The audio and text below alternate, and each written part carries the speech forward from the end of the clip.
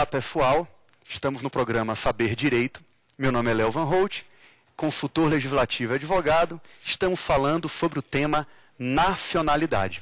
Na verdade, direito fundamental da nacionalidade. Na primeira aula, nós fizemos os entendimentos iniciais, nós falamos sobre conceitos básicos da nacionalidade, falamos sobre o seu conceito, sobre suas espécies, falamos sobre a natureza jurídica, até para que nós possamos fixar bem esses conteúdos básicos, né, para construir o edifício do nosso conhecimento sobre nacionalidade, que durante essas 3 aulas, então, nós percorreremos. Quero dizer que no final da aula passada, então, ainda ficou uma parte do assunto de aspectos básicos, né? Falamos sobre espécies de nacionalidade, em que a gente primeiro viu a nacionalidade originária, né? Vimos a nacionalidade originária, de origem ou primária, e nós falamos os principais critérios, né, de sua aquisição. Nós vamos concluir esse conhecimento na aula de hoje, e aí na aula de hoje entrar sim, já no texto constitucional, nas hipóteses de brasileiro nato e, portanto, também de brasileiros naturalizados. Tá bom? E então a gente já começa essa segunda aula, retomando a aula passada, dizendo que, com relação aos critérios mais utilizados, gente, para a nacionalidade originária, que é aquela que se adquire com o nascimento, aquela que independe da vontade do indivíduo, e nós falamos que os principais critérios são o jus soli e o jus sanguinis, lembrando que o Brasil, historicamente, sempre adotou o jus soli, porque, historicamente, nós sempre fomos um país de imigração.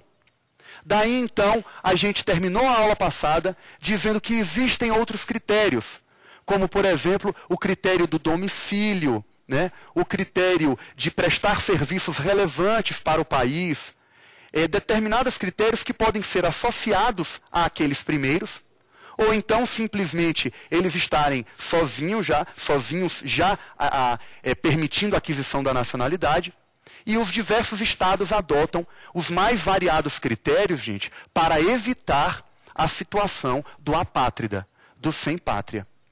Eu só quero pontuar, e aí também retomando um assunto da aula passada, que o Brasil adota diversos critérios, como nós vamos ver, para as situações de brasileiro nato, porém, nós não adotamos um desses critérios de forma veemente, que é o chamado jus communicatio. O que é que seria esse jus communicatio, pessoal? Seria o caso digamos, o marido mudar de nacionalidade, toda a família, então, vai acompanhá-lo nessa mudança obrigatoriamente. Essa comunicação entre os membros da família não vai acontecer, gente.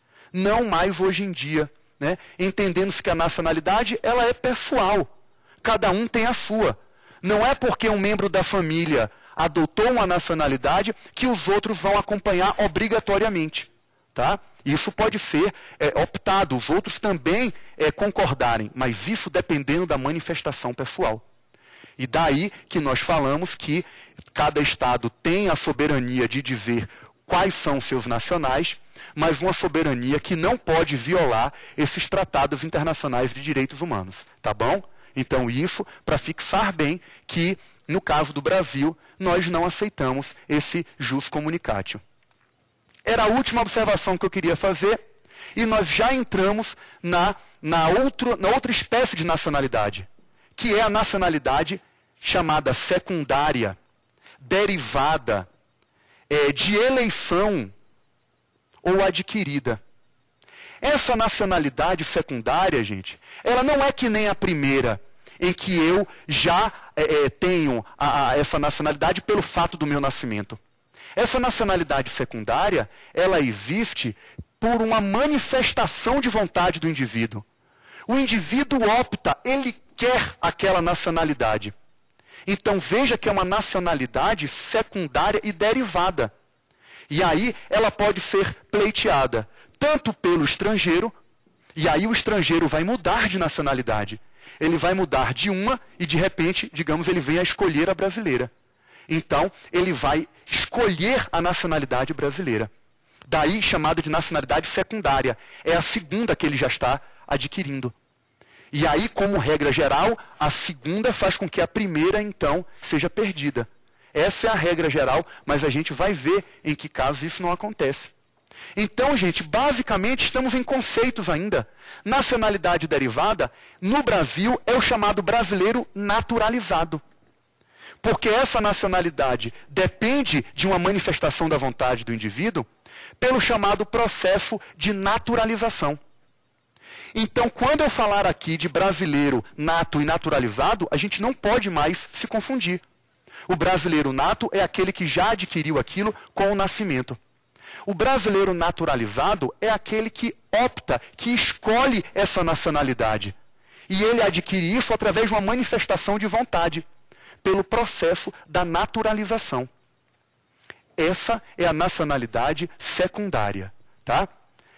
Eu quero aqui pontuar que a doutrina, né, muito acertadamente, diz que a nacionalidade secundária, ela deriva, na verdade, de uma conjunção de vontades.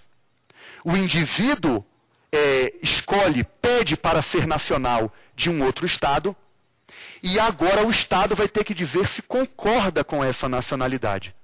A gente vai ver, gente, que na maioria dessas espécies de nacionalidade, o Estado brasileiro vai escolher se quer ou não o indivíduo. Então, o Brasil vai dizer se quer ou não esse estrangeiro. Então, primeiro ele vai dizer, poxa, eu gostaria de ser brasileiro. E aí ele inicia um processo de naturalização. No final, o Brasil vai dizer, porém, você tem um passado não tão honroso assim, eu não quero você como brasileiro. É possível que o Estado diga isso. Então, na verdade, o que você tem é uma conjunção de vontades entre aquele indivíduo que está pleiteando a nacionalidade e o Estado que vai recebê-lo. Daí, então, que a nacionalidade secundária é esta que deriva dessa conjunção de vontades. Uma vez que eu estou dizendo que precisa da vontade do indivíduo, não se aceita mais, e aí o Brasil também há muito tempo não adota, a chamada grande naturalização, ou naturalização tácita. O que é que seria isso? A grande naturalização, ou naturalização tácita, gente, aconteceu, por exemplo, na Constituição de 1891, a primeira Constituição republicana. Olha o que nós dissemos. O Brasil disse na primeira Constituição republicana sua, né? O artigo 69 da Constituição de 1891, disse assim, são cidadãos brasileiros. E muitas vezes a gente ouve a palavra são cidadãos, né? Mas na verdade, hoje em dia, entende que nacional é uma coisa, cidadão é o nacional do gozo dos direitos políticos. A gente viu isso. Mas, naquela época ainda se falava, são cidadãos no sentido de nacionalidade. São cidadãos brasileiros. Artigo 69, item 4 da Constituição de 1891. São brasileiros os estrangeiros que, achando-se no Brasil em 15 de novembro de 1889, a data da proclamação da República, esses estrangeiros que não declararem dentro de 6 meses, depois de entrar em vigor a Constituição, o ânimo de conservar a nacionalidade de origem. Sabe o que foi isso, gente? Um ânimo aqui de caiu na rede é peixe. Está aqui no Brasil, meu filho, você é brasileiro. Desde que você não expressamente afirme que você não quer perder a sua nacionalidade originária. Então veja que neste caso aqui foi uma naturalização tácita, também chamada de grande naturalização. Não precisava da vontade do indivíduo, não. Se ele não abrisse a boca, ele era considerado brasileiro. Veja que em uma época que o Brasil estava desesperado por gente para, enfim, colonizar desbravar o território brasileiro. Então, em 1891, ainda se previu essa grande naturalização, né, ou naturalização tácita. Hoje em dia, não, gente. Hoje em dia, entende-se que essa naturalização depende da vontade do indivíduo. tá? Através desse processo de naturalização que nós vamos falar aqui. Então, esses são os conceitos básicos que eu quero fixar bem, porque isso é tão importante para a nossa aula. Eu acho que não ficou nenhuma dúvida com relação a isso, a diferença entre brasileiro nato e naturalizado. Ótimo. Aí, gente, agora eu vou aqui dar, pelo menos nomear alguns tratados internacionais, leis e um site em especial para quem quiser se aprofundar sobre o tema, tá bom? Primeiro eu quero dizer que tratados internacionais sobre nacionalidade, os principais são a Convenção de Haia de 1930, tá? A Declaração Universal dos Direitos do Homem de 1948, né? Nós já falamos aqui. A Convenção sobre a Nacionalidade da Mulher Casada, que nós já falamos também, de 1957. A Convenção sobre o Estatuto dos Apátridas, que nós já falamos também, de 1954, que equiparou os apátridas aos estrangeiros, para pelo menos assegurar-lhes os mesmos direitos do estrangeiro em um determinado país. E, por fim, o Pacto de São José da Costa Rica, a Convenção, né, Interamericana de Direitos Humanos, de 1969, que também no seu artigo 20 fala sobre a nacionalidade. Esses são os tratados internacionais mais importantes. Com relação às leis brasileiras que nós vamos lidar, são basicamente duas. A Lei 6.815 de 1980, que é o chamado Estatuto dos Estrangeiros, então, Lei 6.815 de 1980, e a Lei, bem recente, 818 de 1949, tá? Foi recepcionada pelas constituições brasileiras, alguns aspectos tacitamente não foram recepcionados, né?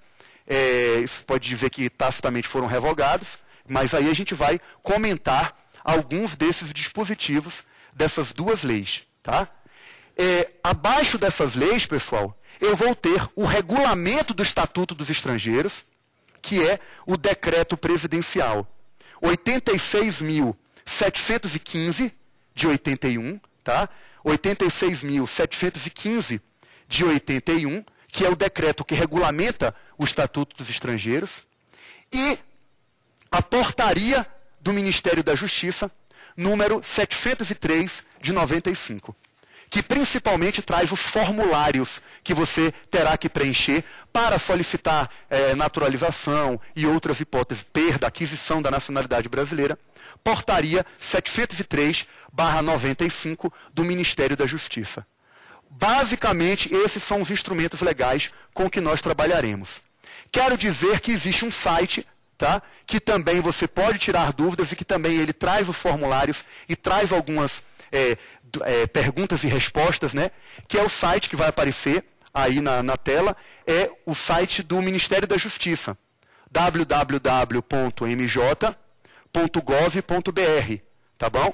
E você vai ver aí naturalização, comum, extraordinária, especial, provisória, perda de nacionalidade, reaquisição da nacionalidade, revogação da perda, tá bom? São essas hipóteses aí em que nós vamos ter igualdade de direitos que nós vamos falar. Então, tudo isso aí, gente, está na página do Ministério da Justiça na internet, tá?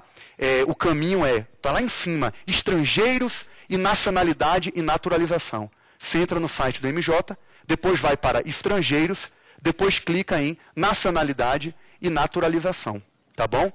Então, é um site muito útil para quem quer também atuar na área, até com uma advocacia que, sem dúvida nenhuma, pode acontecer na área. Ok, gente? Quero dizer, então, que essas eram as também informações iniciais sobre legislação. E, finalmente, agora, nós vamos entrar, tá, na parte legal, na parte já do texto constitucional sobre nacionalidade. E eu pergunto aqui aos meus queridos amigos e amigas se restou alguma dúvida. Podemos seguir já com todos esses conceitos de brasileiro nato, naturalizado, cidadão, todos eles já bem fixados? Ótimo. Então, a gente agora vai poder caminhar com muito mais tranquilidade sobre o texto constitucional. Agora a gente já vai passear, na verdade, por esses instrumentos legais. Vamos começar com a primeira hipótese de nacionalidade, que é a nacionalidade originária. Vamos começar com os brasileiros natos. E aqui, gente, vejam a importância do tema. Foi o que eu ressaltei na primeira aula. A nacionalidade vai dizer quem é o elemento humano do Estado brasileiro. Quem forma o povo brasileiro, juridicamente falando. Então, pessoal, a primeira dessas hipóteses de povo brasileiro é os brasileiros natos. Aqueles que têm essa nacionalidade originária, primária, que nós explicamos. Eles estão previstos no artigo 12, inciso 1. A primeira observação que eu faço é que a Constituição, e isso é doutrina, a Constituição traz de maneira taxativa as hipóteses de nacionalidade nata. Não pode a lei ampliar. Somente a Constituição vai trazer hipóteses de brasileiro nato. Vamos ver a primeira, e nós vamos dissecar aqui essas hipóteses de brasileiro nato. A primeira hipótese está no artigo 12, inciso 1, a linha A. Vamos então para o artigo 12, inciso 1, a linha A, que diz o seguinte: são brasileiros natos os nascidos na República Federativa do Brasil, ainda que de pais estrangeiros, desde que estes não estejam a serviço de seu país. Ora. O que é que o artigo 12, inciso 1, a linha A traz? Ela traz, gente, a primeira hipótese baseada no jus soli. É brasileiro quem nascer no Brasil, ainda que de pais estrangeiros. Como é que é a exceção? Desde que esses pais estrangeiros não estejam a serviço do seu país. Ok? Então, feita essa explicação inicial, vamos dissecar essa primeira hipótese de brasileiro nato. Começamos explicando o que é o território nacional. Nasceu no Brasil, muito bem. Onde? O que é o Brasil? O território brasileiro, gente, primeiro existe o território propriamente dito, que é as terras dentro, das fronteiras, o espaço aéreo brasileiro e o mar territorial brasileiro, que, não nos enganemos, são 12 milhas marítimas. Não são 200, como ainda muita gente pensa. Nós temos um mar territorial de 12 milhas marítimas, contadas a partir da cheia de não sei quando. Então, o que você vai ter é o território brasileiro, então, sendo esse território propriamente dito, integrando esse conceito de território nacional. Mas esse território propriamente dito não exaure o nosso território. Nós temos também o chamado território por ficção. E esse território por ficção, ele compreende navios e aeronaves brasileiros, em qualquer de guerra das Forças Armadas, em qualquer local em que se encontre. Então, um navio de guerra brasileiro, atracado em um país estrangeiro, navegando em águas internacionais ou mar territorial estrangeiro, esta pessoa nascida em um navio de guerra brasileiro é um brasileiro nato. Nasceu em solo nacional. A mesma coisa se o avião, mas aí já é mais inusitado, se nascer no avião de guerra, onde quer que ele se encontre, gente, pousado ou em pleno voo. Porque onde quer que se encontrem, esses navios e aeronaves de guerra serão considerados território nacional. Muito bem. Mas o comum, não é tão comum, mas o que pode acontecer de uma forma mais, digamos assim, menos extraordinária, é o indivíduo nascer num navio com a bandeira brasileira, ou nascer em um avião, com digamos assim, um avião de uma frota brasileira mercantil, ou seja, privada, não é das Forças Armadas.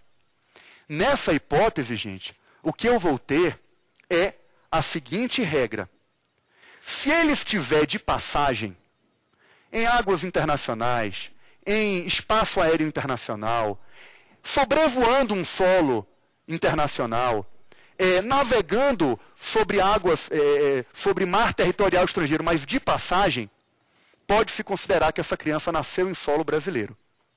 E alto lá, gente. Não vamos aqui querer fazer com que, vem cá, a gente estava sobrevoando a latitude e longitude, não vamos fazer isso. Esse indivíduo, esta aeronave, este avião, estava apenas de passagem, essa criança pode ser considerada em solo brasileiro, gente, tá? Pelo menos em território brasileiro. Um território por ficção. Mas é isso que a doutrina nos traz. Se o navio estiver atracado, o navio mercantil, gente, ou seja, que não é de guerra, este navio é de uma empresa privada, está atracado em um porto de um determinado país, aí é solo estrangeiro. O avião, na verdade, está pousado, é solo estrangeiro. Mas se, na verdade, apenas ele estava sobrevoando de passagem, considera-se solo brasileiro por ficção. Tá bom? Essa é a regra geral. Pelo menos essa é a regra geral. Muito bem. Por território nacional, é isso que a gente deveria falar. E esta exceção dos pais estrangeiros, desde que não estejam a serviço do seu país. Como é que é essa exceção, gente? Como a gente viu, a regra do solo não se importa com os pais. Mas teve uma exceção aqui. Se ambos os pais forem estrangeiros e estiverem a serviço do seu país, esse menino não será brasileiro. O que ele é, Deus sabe. Mas brasileiro ele não vai ser. Então, gente, digamos, o embaixador da Alemanha com uma brasileira tendo um filho aqui no Brasil, essa criança é brasileira, gente. Porque ambos os pais não eram estrangeiros. Ambos os pais terão que ser estrangeiros e desde que estejam a serviço do seu país. Se for um pai brasileiro e um pai estrangeiro, não entra na exceção. Muito bem. E a serviço, Léo, né, tem que os dois ser estrangeiros. E a serviço do seu país, o que é que a gente vai considerar? Eu tenho muitos aspectos aqui peculiares para dizer para vocês. Né? Primeiro deles, o serviço público, ele não vai abranger apenas o diplomático e o consular. É qualquer serviço público, gente. Prestado, de repente, à União, a um Estado membro daquele país. Qualquer serviço público estará abrangido por essa exceção constitucional. Os pais estão aqui a serviço público, né, para prestar um serviço público de um determinado país, não precisa ser embaixador nem cônsul. Essa criança não será brasileira, isso entra na exceção constitucional. E aí começamos a divagar. E se esses dois estiverem representando um organismo internacional no Brasil, eles não estão a serviço do seu país, eles estão a serviço da ONU, da OIT, da OMC, não.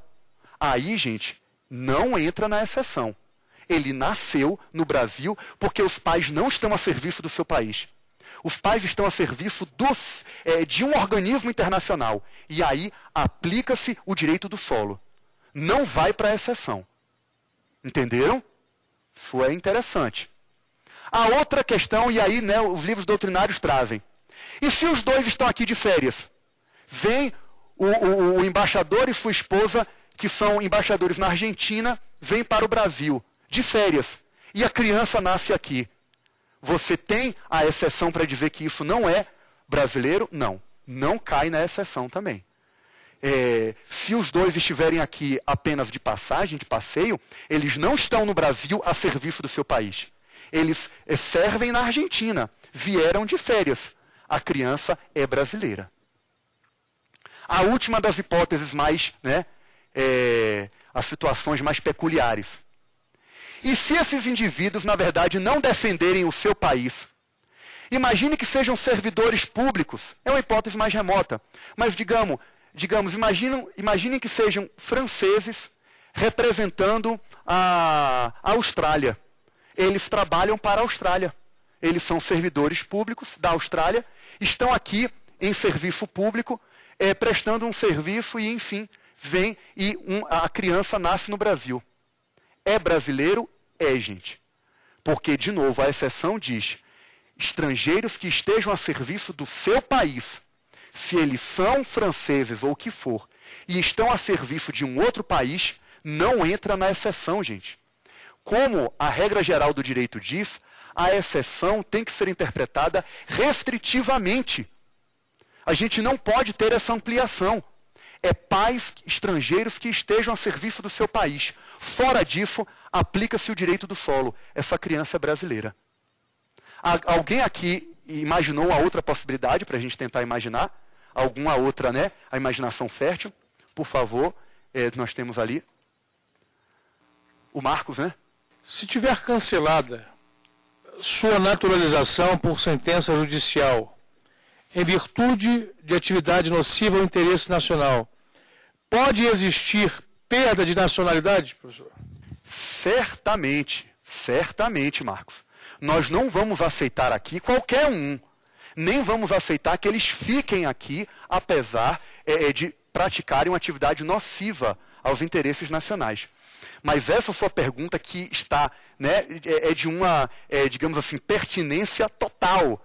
Ela vai ser respondida, Marcos, na terceira aula, quando nós falarmos sobre perda da nacionalidade. Sem dúvida você vai ver que isso acontece sem nenhum problema. E eu vou te perguntar o que é que você pensa sobre ela também, tá certo? Guarde aí que a gente vai falar sobre isso.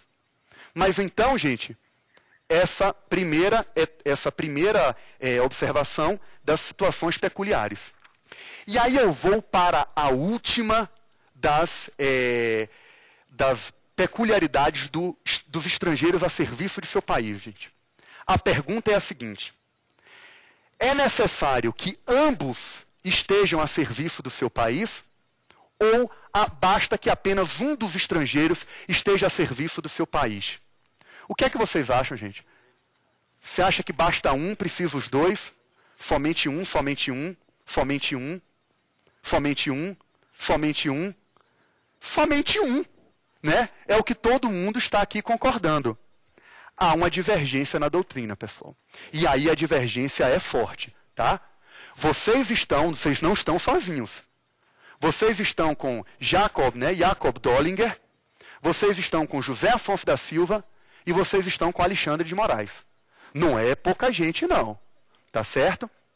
Do outro lado, pessoal, você vai ter outros doutrinadores, Robério Nunes dos Anjos Filho, Manuel Jorge Silva Neto, Francisco Xavier, e eu também, né, concordo com essa segunda posição. É uma posição minha, que vocês têm todo o direito de defender uma posição diferenciada, gente. De que, na verdade, a Constituição abriu a boca para dizer, desde que ambos estejam a serviço do seu país.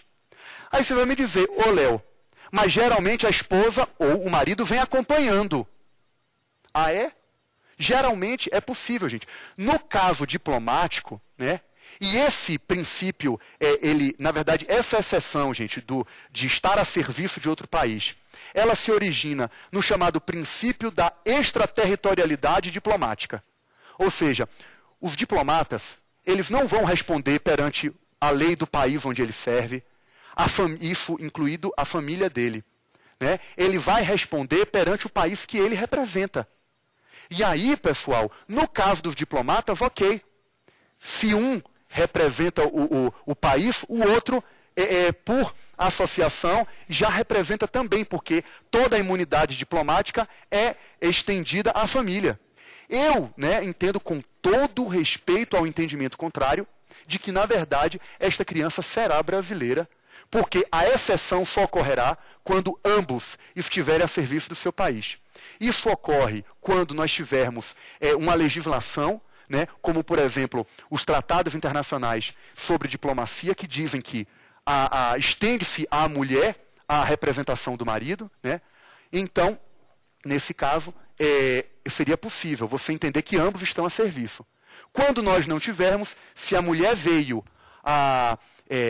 por livre e espontânea vontade acompanhar o marido, nada importa que ele seja também estrangeiro, mas para garantir que ele não fique como apátrida, eu também considero ele como brasileiro. Só que isto é muito divergente na doutrina. O Supremo não se manifestou ainda sobre esse tema, tá bom? Então ficamos com os dois posicionamentos. Eu particularmente prefiro a posição que restringe a exceção a quando apenas os dois estiverem a serviço do Brasil. Essa é a hipótese, então, gente, do artigo 12, inciso 1, a linha A. Nós já estamos com um certo domínio sobre essa hipótese de brasileiro nato. Vamos, então, para a segunda hipótese de brasileiro nato. E essa segunda hipótese é a do artigo 12, inciso 1, a linha B. O artigo 12, inciso 1, a linha B, gente, da Constituição, ele diz o seguinte: são brasileiros natos, os nascidos no estrangeiro, de pai brasileiro ou mãe brasileira, desde que qualquer deles esteja a serviço da República Federativa do Brasil. Olha, aqui, na segunda hipótese, nós já temos o critério da consanguinidade, do jus sanguinis,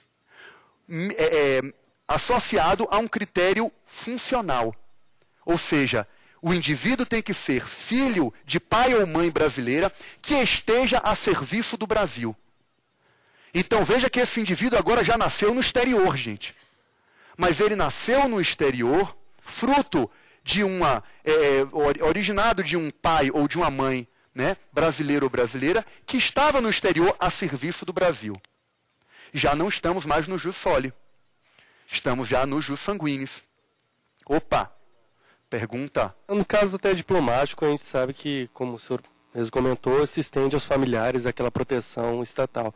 No caso de um filho ou a filha de um embaixador, tiver um filho, ou o filho ou a filha de um brasileiro que esteja a serviço, o neto do prestador de serviço, nascer em estado estrangeiro, como fica essa situação? Olha, no caso do filho, tá, a imunidade diplomática, ela, na verdade, ela se estende à mulher e filhos. Né? Você vai ter essa imunidade estendendo toda essa, digamos assim, de primeiro grau, pelo menos, ou o convivente ou a esposa, isso vai estar incluído na imunidade diplomática. Em tese, o que eu te poderia responder, a não ser que aí as próprias convenções façam alguma exceção, mas a não ser que não faça, este indivíduo está aqui por uma questão da representatividade do seu pai. E ele, então, também estaria a serviço do seu país. Se nós fôssemos interpretar que essa imunidade abrange a mulher e os filhos, então, na verdade, eu poderia entender, mas aí apenas aqui elucubrando, né, de que talvez, se ele, e aí é que está, a mulher dele, mas aí a mulher dele pode não estar a serviço, e aí já seria filho brasileiro. Né? No caso do brasileiro fora, aí o que você teria é a serviço do Brasil, e aí sim, a nacionalidade brasileira. Se o filho do embaixador, na verdade, aí lá fora, isso já configura estar a serviço do Brasil, eu diria, numa primeira análise, que talvez você poderia reconhecer esse filho, já que o indivíduo está lá, porque o pai dele representa o Brasil, e essa imunidade o abrange, ele também teria essa extensão, seria extensiva à sua pessoa a questão de estar a serviço do Brasil e seu filho ser brasileiro nato. Né? Eu acho que daria para a gente pensar dessa forma. Muito bem. Vamos ver algumas peculiaridades dessa segunda hipótese. A serviço do Brasil abrange o quê, gente? Primeiro, que abrange não só o serviço diplomático e o serviço consular. Mas, e aí é uma pequena divergência na doutrina, mas a doutrina amplamente majoritária vai dizer o quê? Pode ser a serviço da União, dos Estados, do Distrito Federal e dos municípios. Né? E aí, gente, o que vai dar a nota de que ele está a serviço do Brasil é a natureza de serviço público dessa atividade. Então, o que eu quero dizer é, entidades da administração direta e indireta da União, Estados, Distrito Federal e municípios, desde que prestadoras de serviço público, ou seja, autarquias, fundações públicas, empresas públicas e sociedades de economia mista prestadoras de serviço público, como é o exemplo dos Correios, ou então uma empresa privada prestadora de serviços públicos, eu posso entender que sim, ela está prestando um serviço público para o Brasil. Ao contrário, né, a contrário senso, eu devo entender, e aí também é posicionamento majoritário da doutrina, de que empresas privadas que não estejam praticando serviço público e empresas públicas e sociedades de economia mista exploradoras de atividade econômica, a exemplo da Petrobras, do Banco do Brasil, nós não teríamos a nota do serviço público. O que dificultaria eu entender para essa doutrina, apesar de que não encontrei jurisprudência sobre o tema, isso seria então o que faria com que fosse enquadrado ou não na condição de a serviço do Brasil. Outra coisa que nós poderíamos falar também é o seguinte: o pai ou a mãe tem que ser brasileiro a serviço do Brasil, não importa que ele seja nato ou naturalizado, gente. Ele pode estar a serviço do Brasil e ser um brasileiro nato ou um brasileiro naturalizado, sem nenhum problema. Tá bom? Isso não impede que ele venha a ter o seu filho como um brasileiro. A última questão, né, também uma questão mais peculiar, e se esse indivíduo, brasileiro ou brasileira no exterior, a serviço do Brasil, adotar uma criança, né? E se houver um processo de adoção, olha, o artigo 227, gente, da Constituição, parágrafo 6º, ele diz que os filhos naturais e os adotivos têm os mesmos direitos. Tá? Então, o artigo 227, parágrafo 6º, nos permite entender que também os filhos adotivos, por um pai brasileiro ou por uma mãe brasileira a serviço do Brasil, válido o processo de adoção, essa criança será brasileira nata, tá bom? Pela hipótese do artigo 12, inciso 1, a linha B. Então, pessoal, nós vimos a primeira hipótese, que era a hipótese da criança nascida no Brasil, né, como regra. Nós vimos a segunda hipótese, que é da criança nascida no exterior, de pai ou mãe brasileiro, só que este pai ou mãe a serviço do Brasil. E agora nós vamos ver a hipótese mais polêmica, e a hipótese que, para os que nascem no exterior, a mais comum, que seria a de filhos e filhas de brasileiros, que nascem no exterior e o indivíduo não está a serviço do Brasil. Ele está lá de férias, de passagem, trabalhando, né, definitivamente já ambientado. Vamos ver quais são as dúvidas do povo sobre essa hipótese, porque é a hipótese mais controversa mesmo. Eu gostaria de saber, eu tendo um filho nascido no exterior, o que eu teria que fazer para ele se tornar brasileiro? Olha, no caso, meu amigo, essa foi a pergunta então, que é relacionada com essa hipótese. A criança nasceu no exterior, o pai ou a mãe não estão a serviço do Brasil, e aí então nós temos a decisão, né, da Constituição brasileira de ele ser, né, ou não ser brasileiro.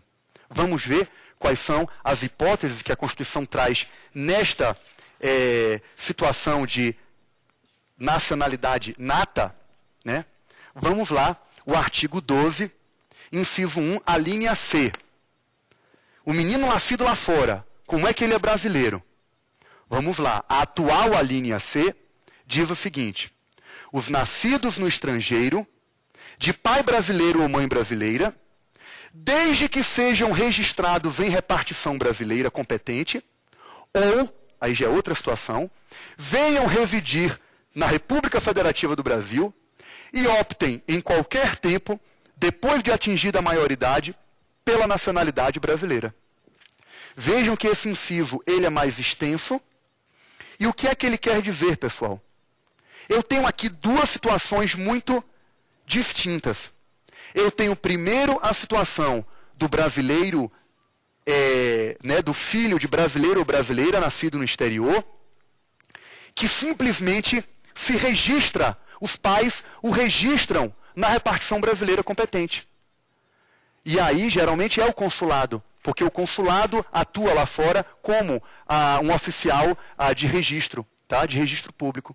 E aí o que acontece? Vem a outra hipótese, essa primeira hipótese, então, é um critério da consanguinidade, ou seja, o jus sanguinis, mais um registro. O critério do registro na repartição competente. Essa é uma das hipóteses.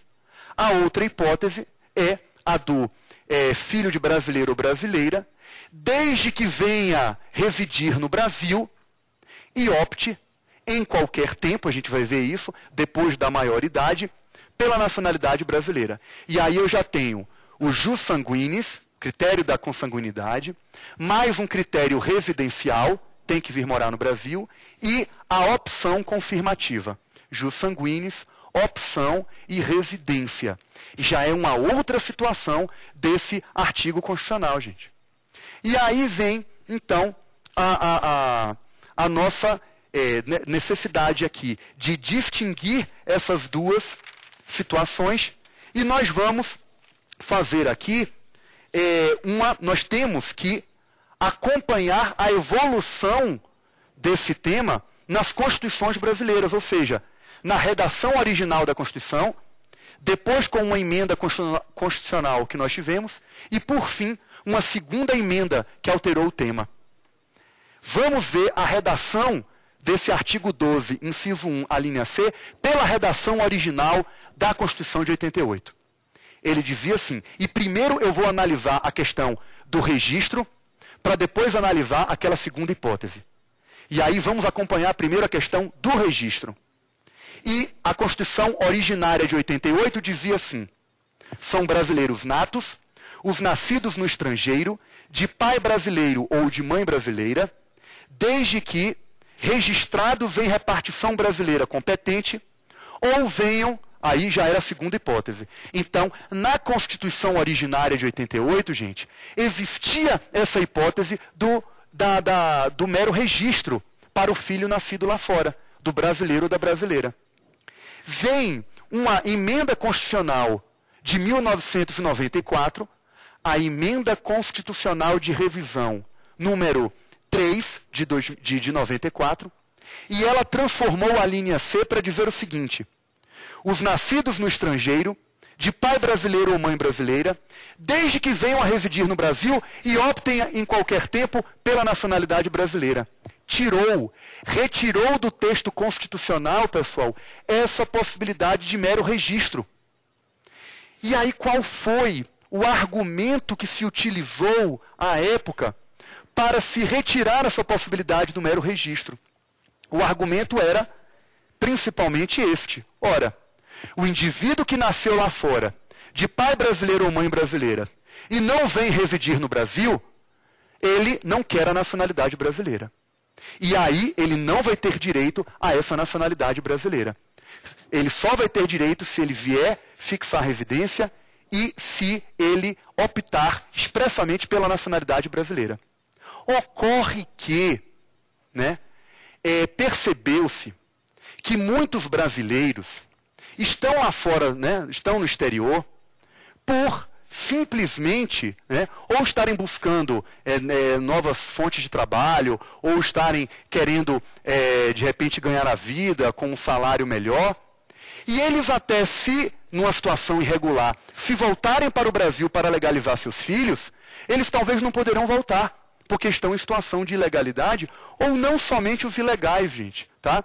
O problema é que o fato é que a falta desse registro fez com que milhares, e aí há um movimento social, há um movimento popular legítimo, eu peço que seja colocado aí em tela, o site desse movimento popular, chamado de Brasileirinhos Apátridas. Olha o bichinho aí, com uma bandeirinha do Brasil e uma pergunta, eu sou ou não sou brasileiro? E olha a molecada aí, com o passaportezinho brasileiro na mão, dizendo, a menininha ali no canto esquerdo, dizendo, poxa, vocês não vão me dar não, Então, gente, o que você vai ter, esse é um site www.brasileirinhosapátridas.org, o fato é que em diversos países, essa situação da retirada do registro resultou em, o número é desse site, mais de 200 mil apátridas. Tá bom, gente? A situação de que pessoas que nasceram em países que adotam o jus sanguinis, que não adotam o direito do solo e que, portanto, não vão dar a sua nacionalidade a filhos de estrangeiros e fazem com que esses meninos, se não puderem se registrar no Brasil, não vão ser nem brasileiros nem estrangeiros. Feita essa ressalva, o que foi que a emenda constitucional número 54 de setembro de 2007 fez? Retornou ao texto constitucional essa possibilidade do mero registro, pessoal. Então, a emenda constitucional 54 de 2007, ou seja, 13 anos depois de 1994, retornou esse mero registro para evitar essa situação. Por quê, gente? E aí, olha que interessante.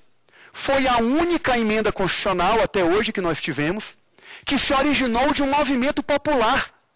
As emendas constitucionais geralmente são acordos do governo, né, para reforma da Previdência, reforma tributária, enquanto que essa emenda 54 afirma-se que foi a primeira originada de um movimento popular, né, legítimo, da sociedade civil, exigindo que essa possibilidade voltasse. Feita essa ressalva, então, que o Constituinte de 2007 optou por voltar essa questão do registro, eu apenas encerro essa primeira hipótese afirmando que esta emenda 54 de 2007 criou, tá, mais uma, inseriu um artigo no ADCT, no Ato das Disposições Constitucionais Transitórias, o artigo 95, para dizer o seguinte: os nascidos no estrangeiro, filho de pai ou mãe brasileira, entre 94 e 2007, quando não existiu o registro como possibilidade de adquirir a nacionalidade, eles poderão ser registrados em repartição diplomática ou consular brasileira competente ou em ofício de registro, se vierem a residir no Brasil. Criou-se, então, ainda uma possibilidade de, neste meio termo, a pessoa se registrar e ter a condição de brasileiro nato, desde que venha a residir no Brasil. Tá, gente? Esse foi um critério utilizado pelo legislador da emenda 54 para dar alguma ainda satisfação a esse período em que, na verdade, nós não tínhamos o registro, associando, então, o registro mais a residência no Brasil. Para essas crianças que estão no exterior, teriam que residir no Brasil. Nós ainda precisamos, gente, resolver essa situação com relação a essas pessoas que nasceram nessa época. Porque quem tiver ilegal não pode voltar, né? Então, o que você pode ter é a situação de você ter um estrangeiro em um lar brasileiro. Você pode ter um lar brasileiro, as pessoas ficarão ali durante um tempo, mas esse indivíduo, durante esse período, se ele não vier a residir no Brasil, pela letra do artigo 95 do ADCT, ele ainda não pode ter a condição de brasileiro nato, tá bom? Porque ele teria ainda que residir no Brasil. Essa foi a opção que o legislador da emenda 54 fez. Eu tenho cá minhas dúvidas sobre a constitucionalidade dessa regra transitória. Porque se nós pegarmos o que nós podemos diferenciar as pessoas, né, as pessoas podem ser diferenciadas por critérios que existem nelas próprias. Ou seja, eu posso diferenciar alguém que tem uma condição diferente da outra, mas não um critério externo como o tempo. Aí é uma doutrina do professor Celso Antônio Bandeira de Mello, para dizer quais os critérios em que eu posso desigualar duas pessoas, né? Eu não poderia usar o tempo como um fator de desigualação. Eu não poderia ter, por exemplo, pessoas que simplesmente nasceram 2 dias antes, não terão direito ao registro. Nasceram 2 dias depois, terão direito ao registro. Eu tenho cá minhas dúvidas se ele simplesmente não poderia requerer, tá, esse registro, independentemente do critério de residência, porque você teve a Constituição originária permitindo, a emenda constitucional de 54 voltou a permitir. Eu acho que caberia, não há porquê você ainda fazer uma regra transitória, mas, enfim, essa foi a opção do legislador constituinte. E na próxima aula, então, nós faremos a continuidade terminaremos essas hipóteses de brasileiro nato e iremos, então, para as hipóteses de brasileiro naturalizado e aí, enfim, falar de perda da nacionalidade. Eu espero você na próxima aula. Até lá.